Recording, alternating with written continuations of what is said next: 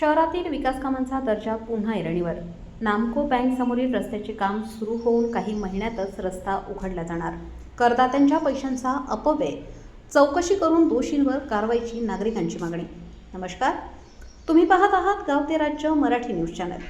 नाशिक जिल्ह्यातील नांदगाव शहरात सुरू असलेल्या विकास कामांवर पुन्हा एकदा प्रश्नचिन्ह निर्माण झाले आहे. शहरातील नाशिक मर्चंट बँक समोरील रस्त्याचे काम निकृष्ट दर्जाचे झाल्याचा आरोप नागरिकांकडून करण्यात येत आहे. मुंबईत हात मारून काही काम तासातच पूर्ण केले आहे. अवघ्या काही महिन्यात रस्ता उघडणार आहे. ठेकेदार कृष्णकांत खोड आणि संबंधित अधिकाऱ्यांच्या कार्यपद्धतीवर संताप व्यक्त केला जात आहे. नांदगाव शहरात मोठ्या प्रमाणावर विकास कामे सुरू असली तरी काही कामांच्या गुणवत्तेबाबत गंभीर प्रश्न उपस्थित होत आहेत. शहरातील गांधी चौक तसेच नामको बँक समोरील रस्त्यावर आवश्यक खोदकाम न करता आणि आवश्यक दर्जाची खडी न वापरता काम झाल्याचा आरोप स्थानिक नागरिक करत आहेत. स्थानिकांच्या म्हणण्यानुसार अवघ्या 2 ते 3 महिन्यातच रस्त्याचे थर उखडून जाणार आहेत. नागरिकांचा आरोप आहे की संबंधित सार्वजनिक बांधकाम विभागाच्या अधिकाऱ्यांनी कामाची प्रभावी पाहणी केली नसल्यामुळे निकृष्ट दर्जाचे काम झाले.